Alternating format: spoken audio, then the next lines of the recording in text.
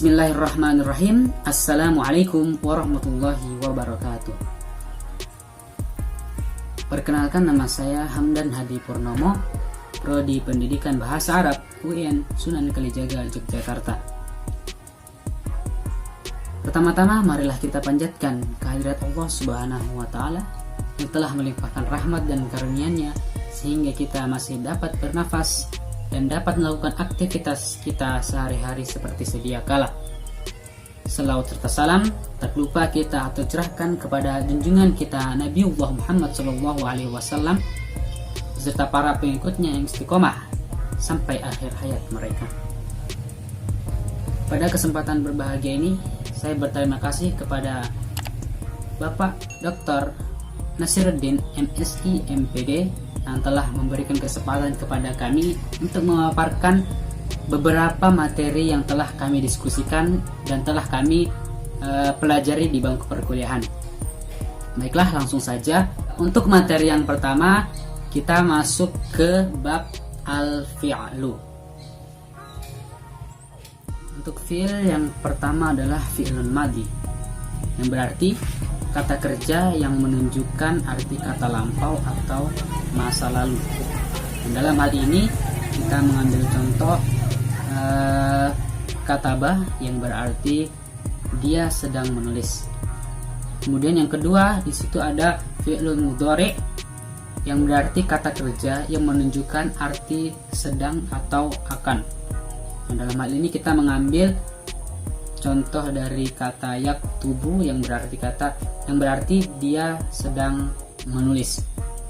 Kemudian yang terakhir di situ ada fi'lul amri, adalah kata kerja yang menunjukkan perintah.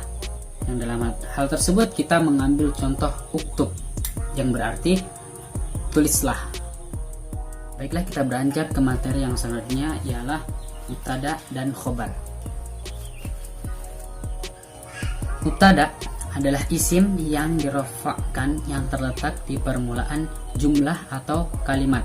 Sedangkan khobar adalah isim yang dirofakkan yang disandarkan kepada mubtada tersebut.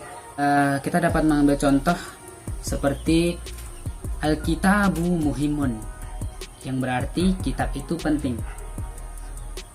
Al-kitabu sebagai mubtada dan muhimun sebagai khobar. Kemudian ada contoh lain seperti al-ilmu nafi'un, yang berarti ilmu itu bermanfaat. Al-ilmu sebagai mubtada, nafi'un sebagai khobar.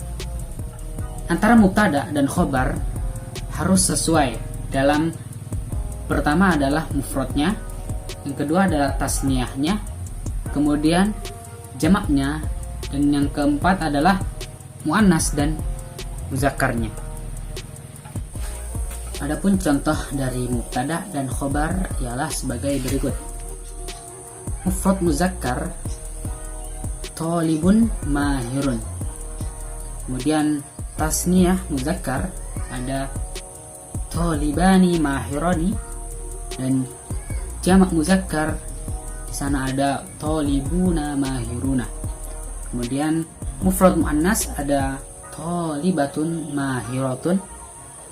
Tasniyah muannas ada thalibatani mahiratani, dan yang ketiga ada jamak muannas thalibat mahirat.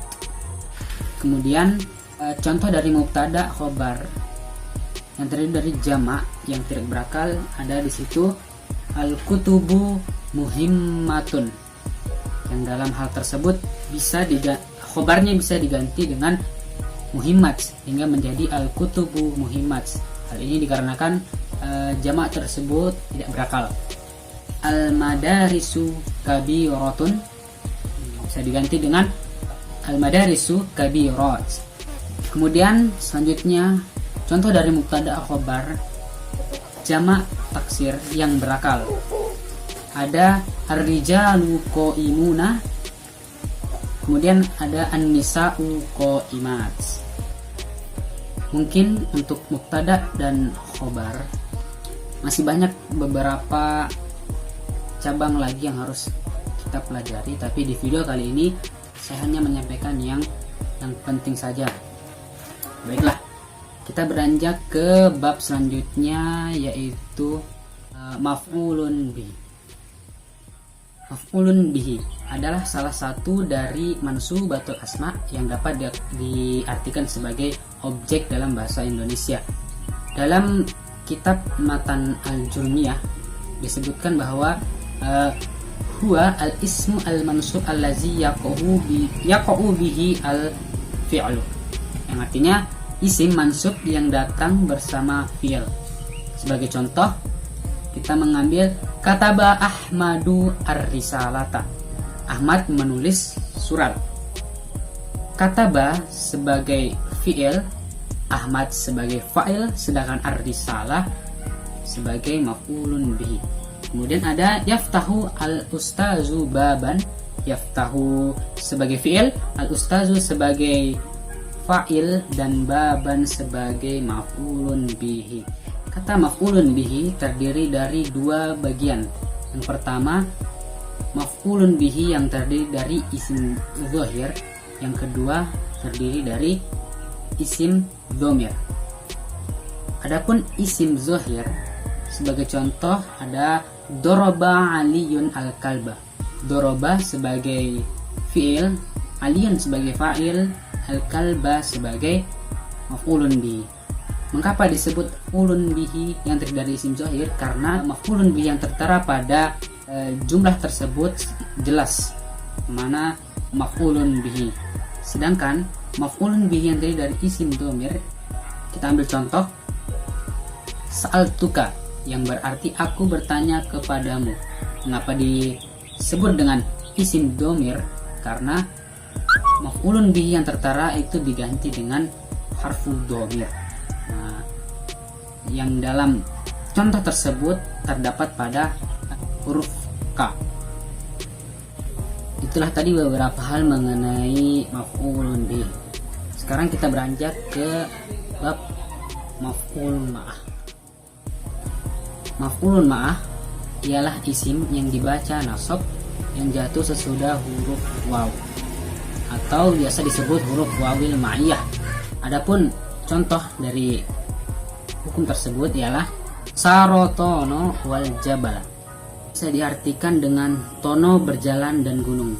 Tetapi tono berjalan dan gunung di sini artinya tono berjalan di lereng gunung. Seolah-olah tono berjalan dan gunung menyertainya. Kemudian ada 3 syarat dalam meletakkan kalimat maf'ul ma'ah. Yang pertama adalah isim yang terletak harus setelah wawil ma'iyah. Kemudian isim maf'ul ma'ah tersebut terletak setelah fi'il. Kemudian amil maf'ul ma'ah harus didahulukan. Itulah tadi pemaparan tentang materi maf'ul ma'ah. Sekarang kita beranjak ke materi maf'ul mutlak. Dari banyak pengertian dan pendapat ulama mengenai maf'ul mutlak, saya mengambil pengertian yaitu maf'ul mutlak adalah masdar mansub yang lafaznya sesuai dengan fiilnya, dan diletakkan setelah fiil untuk bertujuan mentaukid atau memperjelas. Adapun contohnya yaitu doroba Khalidun Zaidan dorban. Doroba sebagai fiil, Khalid sebagai fa'il, Zaidan sebagai maf'ulun bihi, sedangkan dorbannya menjadi maf'ul mutlak. Adapun pembagian mengenai fungsi maf'ul mutlak itu terbagi menjadi 3. Yang pertama, untuk mempertegas atau untuk memperjelas, yakuna litakid. Contohnya doroba Khalidun Zaidan dorban. Jadi dia mempertegas atau memperjelas dari fi'il yang ada. Kemudian untuk memperjelas jenis atau macamnya, an yakuna libayanin nau. Seperti contoh yang ada, doroba Khalidun Zaidan dorban syadidan. Kemudian Yang terakhir untuk memperjelas jumlah bilangan, an yakuna libayanil adad. Contohnya doroba Khalidun Zaidan dorbatan. Adapun dorbatan di sini mengandung makna satuan yang berarti satu kali pukulan. Adapun contoh yang lain, doroba Khalidun Zaidan dorbat. Khalid memukuli Zaid beberapa kali pukulan. Baiklah, kita beranjak ke materi yang selanjutnya, yaitu kana wa akhwatuha. Kana wa akhwatuha adalah salah satu kumpulan beberapa fi'il yang termasuk dalam amil nawasih. Adalah amil yang dapat merubah tatanan mubtada dan khobar, yang biasa kita sebut dengan jumlah ismiyah. Mengapa? Karena fungsi dari kana wa akhwatuha tersebut adalah merofakkan isim atau mubtada dan menasabkan khobar. Sedangkan huruf-huruf dari kana wa akhwatuha adalah kana, bata, dholla, adha, asbaha, amsa, soro, laisa, mazala, ma bariha, ma fati'a, ma infakka, wa ma dama. Adapun fungsi dari kana wa akhwatuha yaitu raf'ul ism atau mubtada wa tansibul khobar. Seperti contoh dari mubtada dan khobar yang kita telah sebutkan di awal. Al-ilmu nafi'un. Al-ilmu sebagai mubtada, nafi'un sebagai khobar. Ketika kemasukan oleh kana wa akhwatuha berubah menjadi kanal ilmu nafi'an. Al-ilmu tetap menjadi rofa, sedangkan nafi'un menjadi nafi'an. Di sini ada beberapa amalan kana wa akhwatuha, yakni yang pertama adalah dia beramal tanpa syarat, yang kedua beramal dengan syarat, yang ketiga adalah dia beramal dengan ditambahkan dengan ma masdariyah dzarfiyah. Yang pertama dia beramal tanpa syarat, yaitu tidak perlu ditambahi dengan lafaz apapun. Dan huruf-hurufnya yaitu kana, bata, dholla, adha, asbaha, amsa, soro, wa laisa. Adapun contohnya ialah kana Abdullahi najihan, seperti biasa. Kemudian dia beramal dengan syarat, yaitu dia ditambahkan dengan lafaz nafi atau sibah nafi. Contohnya adalah zala, bariha, fati'a, wa infaka. Dia ditambahkan dengan lafaz nafi, contohnya mazala ahmadu mualliman. Dan yang terakhir adalah didahului oleh ma masdariyah dzarfiyah. Di sini kita ambil dama, dia harus ditambahi dengan ma masdariyah dzarfiyah. Contohnya la a'limuka ma dumtu kaslanan. Baiklah, kita beranjak ke materi selanjutnya, yaitu inna wa akhwatuha. Inna wa akhwatuha merupakan salah satu dari awamil nawasih, yaitu awamil yang merusak tatanan mubtada dan khobar, atau biasa disebut juga dengan jumlah ismiyah, yaitu yang menasabkan mubtada atau isim dan merofakkan khobarnya.